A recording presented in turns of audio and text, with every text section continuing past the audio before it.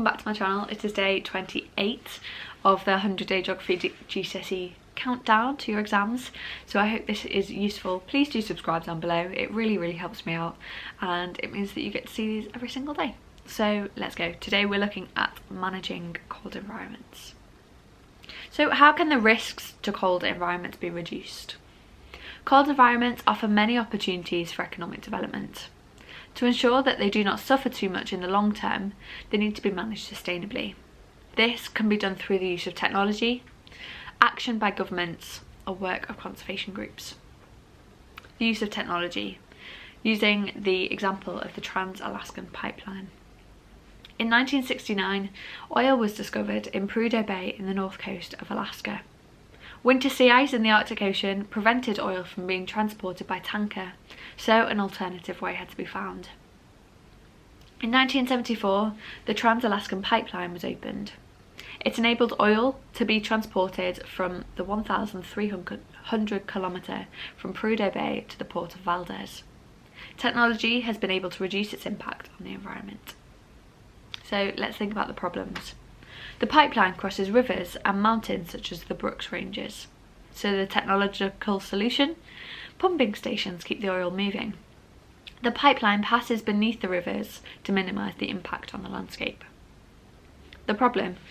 Oil from the ground is very hot, at 49 degrees centigrade, which helps it to flow, but it could melt the permafrost.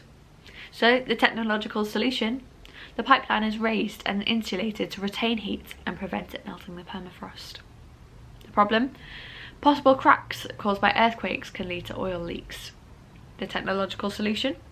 If the pipeline is supported, it can slide if an earthquake happens. The flow of oil stops automatically if there's a leak. The problem? A large herd of animals, such as caribou, migrate across the route of the pipeline. The technological solution? The pipeline is raised to allow the caribou to migrate underneath. The role of governments in Alaska, USA. The United States government has been involved in the protection of Alaska since the oil was discovered there in the 1960s.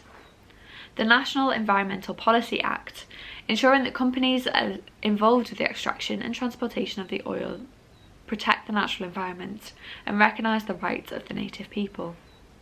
The creation of the Western Arctic Reserve, a 9 million hectare protected wilderness managed by the Department of the Interior, home to thousands of caribou, millions of migratory birds, musk, ox, wolves and even polar bears.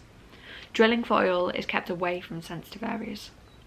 And the National Oceanic and Atmospheric Administration, the NOAA, oversees sustainable fisheries in Alaska and protects marine habitats.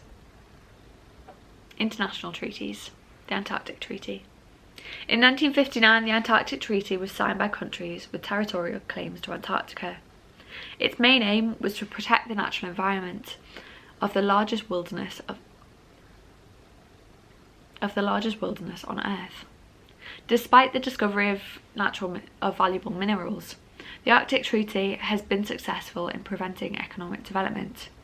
The treaty recognises the importance of the continent for scientific research, particularly into climate change, and it controls tourism and keeps disturbance to a minimum. Conservation groups. WWF in Canada. The World Wildlife Fund is a conservation group that helps to protect the Arctic environment in Canada and elsewhere.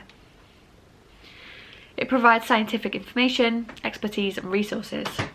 The WWF works with local communities to manage critical ecosystems for environment, for example, the Beaufort Sea. It supports scientific research to help protect important species such as polar bears, narwhal and Greenland sharks. And it also works with oil companies, local Inuit organisations and government regulators to plan for a sustainable future for the Arctic. So, should cold environments be protected as wilderness areas? A wilderness is a wild and unspoilt area, unaffected by human activity.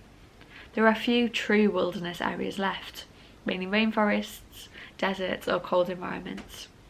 There are strong arguments for and against protecting wilderness areas from economic development. The arguments in favour. Wilderness areas are fragile and are easily damaged by economic activities. They are untouched natural environments which form important outdoor laboratories for scientific research, and there are often rare plants and animals that need to be protected.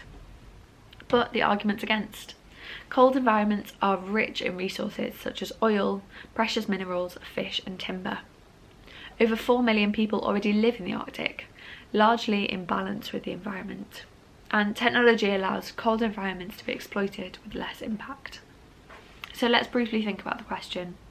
To what extent can strategies be used successfully to balance the needs of economic development and conservation in cold environments?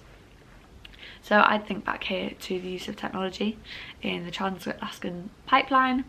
I would also think about international treaties, so talk about the Antarctic Treaty and how that has actually stopped the exploitation for resources in the Antarctic. Think about wilderness areas and how there is that balance between people living there and protecting the environment, and should it remain untouched or should it not. You can also talk about the WWF and their work in Canada and how they work with local communities. They also use it for scientific research and also work with oil companies as well. So that was a 9-mark question, so you would need probably 3. Okay, so these are your examples, but it's a to what extent question. So it's a minimal extent, to a large extent, to a, I don't know what the other words are. I'll put it on screen, maybe. No, I'll put it in the description.